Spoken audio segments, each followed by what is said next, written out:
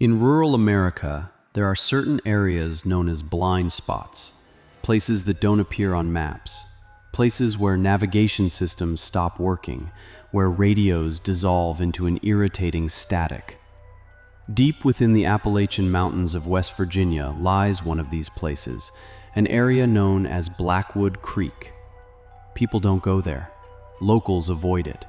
Even hunters refuse to send their dogs inside. This is the story of how the American dream turned into an American nightmare.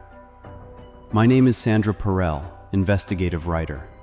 In this episode, I will tell the story of how Blackwood Farm was abandoned in a single night, how the metallic sound echoing from the forest drove people to madness, and how a force of pure evil could not be stopped, not even by a .44 Magnum, one of the most powerful firearms ever made.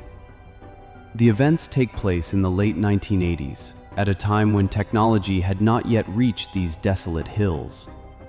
The Blackwood property was located miles away from civilization, surrounded by towering pine trees.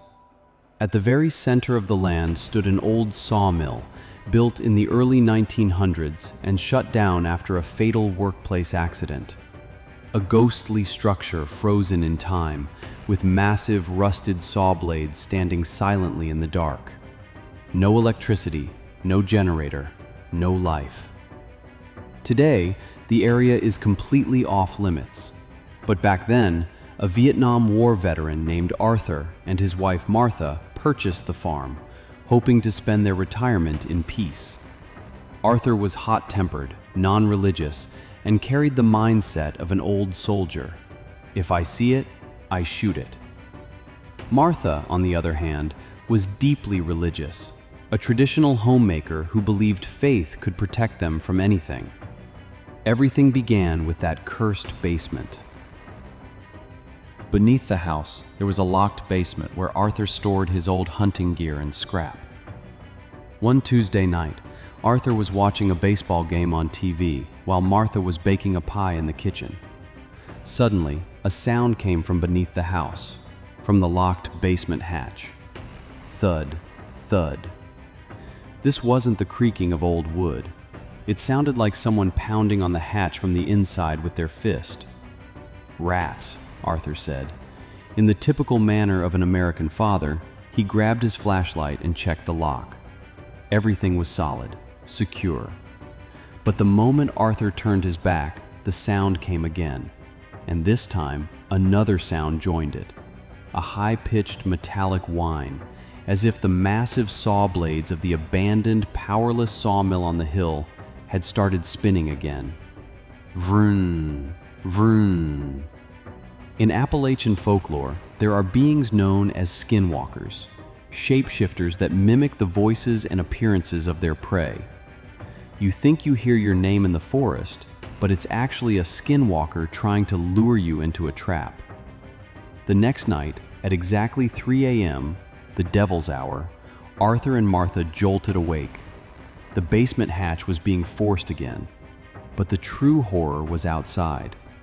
On the porch, heavy footsteps echoed across the wooden boards, as if someone wearing combat boots was walking back and forth. Thump, thump, thump. This time, Arthur knew it wasn't a joke. He grabbed the Winchester rifle from the wall and shouted as he headed for the front door. "Whoever's on my property, I'll blow your brains out." "Arthur, don't! Let's call the police," Martha begged. But the phone lines had already gone dead. Arthur opened the door and aimed his flashlight into the darkness. There was no one there. Only that cursed sawmill sound echoing from the forest. Just as he was about to close the door, a voice emerged from the darkness. "Dad, let me in. I'm cold." Arthur froze. It was the voice of Billy, the son he had lost years earlier in Vietnam. "Dad, open the basement door. That's where I came from." Arthur's military discipline shattered in an instant. His eyes filled with tears as he stepped toward the darkness, until Martha grabbed him by the shirt, dragged him inside, and bolted the door shut. "That's not Billy, Arthur. Billy is dead. That thing is trying to trick you." And then came the third night, the night when logic ended. Again, at exactly 3 a.m., the basement hatch shook violently, as if someone were slamming their shoulder against it from below. Outside, the sound from the sawmill was now deafening. Arthur stood guard in the living room with his rifle. Martha sat in her rocking chair, reading the Bible. Then came a knock. But it wasn't a knock. It was the sound of fingernails scraping against wood. Arthur raised the rifle. Martha jumped up from her chair and screamed, "Don't open it!" Arthur looked at his wife. Martha was standing in the middle of the living room. Then Arthur looked at the window. Outside, clawing at the glass, was Martha. The Martha outside smiled at him, but her mouth was far too wide, stretching almost to her ears. Her eyes were pitch black, empty of light. "Arthur," the thing outside said. Its voice was metallic and distorted. "The woman inside isn't me. Open the door." Arthur looked from his wife, standing frozen in terror in the living room, to the creature calmly tapping on the glass. At that moment, the basement hatch in the center of the room burst open, its lock snapping apart with a violent crack. A wave of rotting flesh and thick black smoke rose from below. As the thing at the window began smashing its head against the glass, Arthur made his decision. He grabbed Martha by the arm and ran for the back door. As they got into their car, Arthur glanced into the rearview mirror one last time. Inside the house, he saw the thing that had entered through the window meet the shadow rising from the basement. Arthur and Martha didn't stop driving until they crossed the state line. Today, Blackwood Farm is still for sale.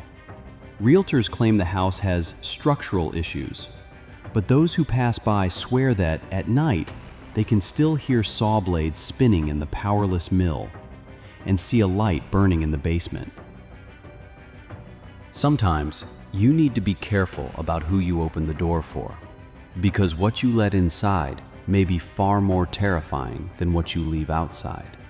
Even if you lock certain doors behind you, they often remain open in your mind.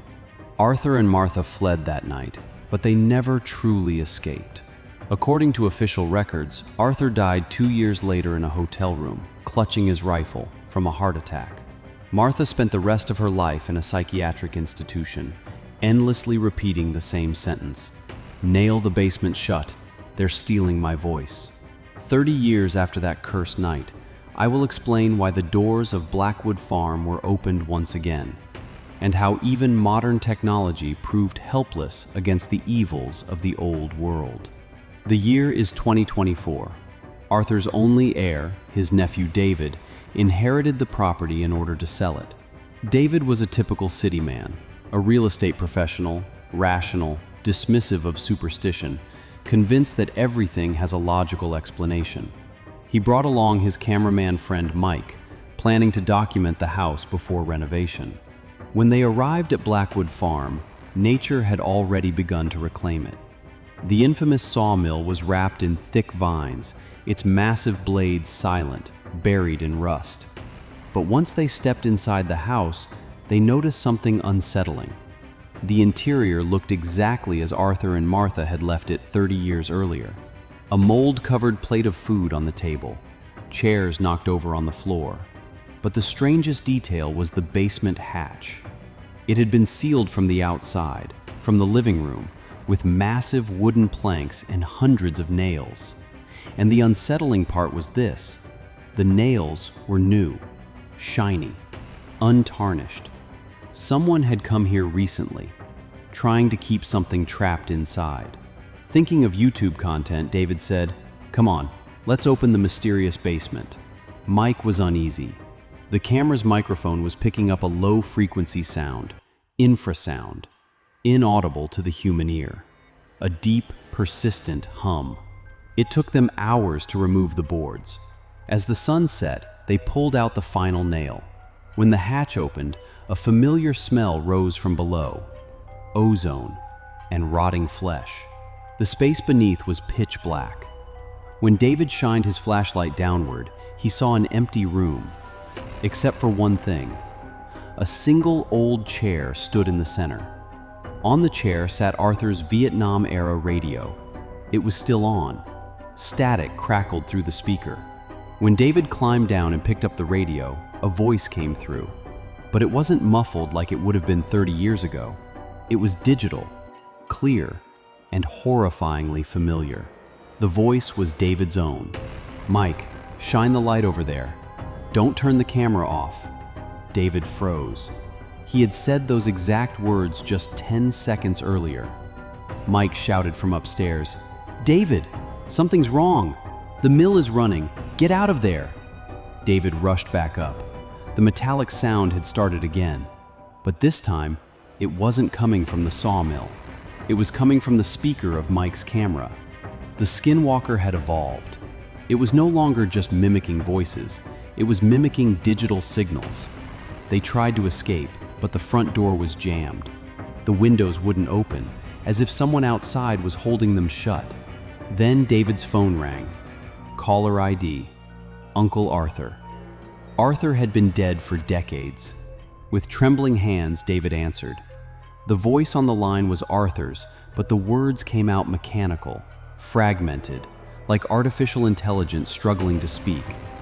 "Well, come, David. Why did you open the basement?" The power went out. Only Mike's camera remained on, its night vision glowing green. In the corner of the room, a silhouette appeared. It looked like Arthur, but it was over 2 meters tall, with arms dragging along the floor. As the entity slowly approached them, it continued speaking, but its mouth never moved. The voice came simultaneously from David's phone, Mike's camera, and the radio on the floor. "My skin is very old. I need a new one."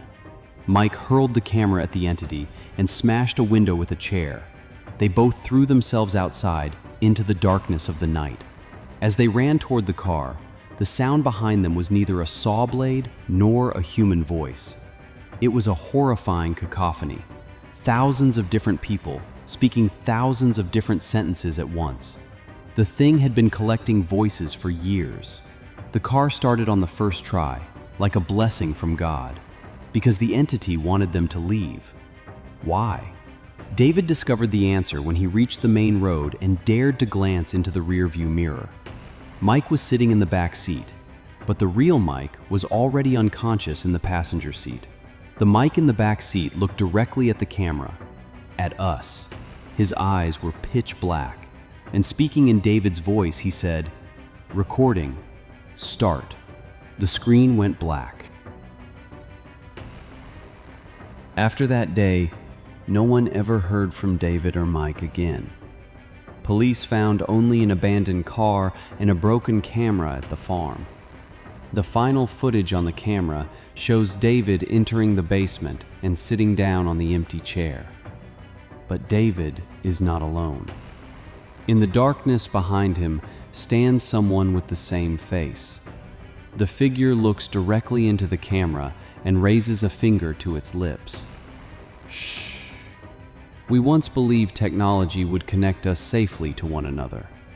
But at Blackwood Farm, technology turned out to be nothing more than a new doorway, a gateway for these entities to cross into our world. Evil is like a virus. To survive, it needs a host. But to spread, it only needs a single click. Arthur and Martha had sealed it inside the basement. David, without realizing it, opened the doors of the internet. What happened to David and Mike on the highway that night was officially recorded as a traffic accident. But the data recovered from the shattered phone at the scene revealed something far more disturbing. The crash occurred just 10 minutes after David fled the cursed farm. David was behind the wheel, his hands trembling with the fear of death. Mike was unconscious in the passenger seat. And in the back seat? In the back seat sat the entity, wearing Mike's face. David didn't dare look into the rearview mirror, but the voice coming from behind him gnawed at his mind. Speaking in David's own voice, with a cold mechanical rhythm, it said, "Wi-Fi, connected, upload, starting." David glanced at the phone resting on the dashboard. It had turned on by itself. A YouTube live stream was about to begin. The title had been generated automatically. "Escape from Blackwood, Our True Form." "No, no, no!" David screamed, reaching for the phone. But the entity's arm stretched forward, impossibly long, bending in ways no human body should, and grabbed David's wrist. Its hand was ice cold, its skin smooth, almost plastic. The entity leaned toward David's ear. It wore Mike's face, but its mouth never moved.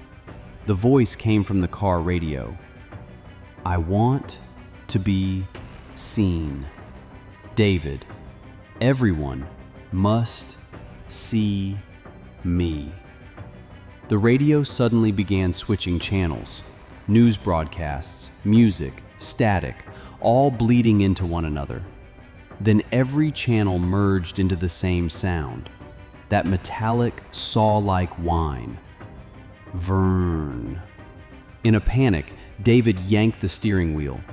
At 120 kilometers per hour, the car slammed into the barrier, flipped over, and rolled into the ditch. Metal screamed against metal, tearing through the silence of the highway. Then, silence.